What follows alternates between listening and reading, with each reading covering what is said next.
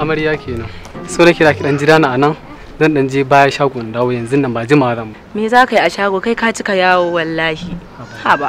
Akwai abin da nake so na je na karbo ne to ina so ki jira na anan yanzu nan zan dawo. To shikenan ka yi sauri ina jiran ka. Sai ka dawo. Yanzu nan zan dawo ina zuwa.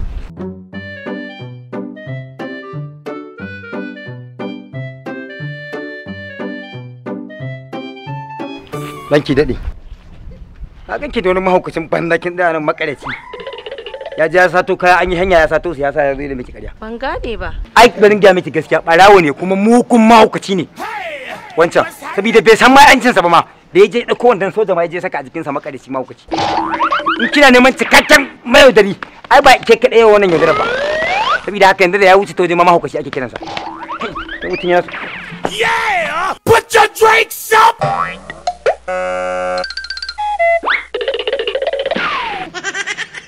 Ni ne mugun mahaukacin wallahi ban sani ba ranki dadi ya hakuri.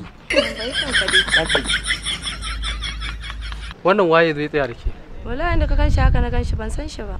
Ko bai ganni bane? A da bai ganka ba amma yanzu ai ya ganka baka ga ya ware ba. Ina ganin bai san matsayina ba kenan.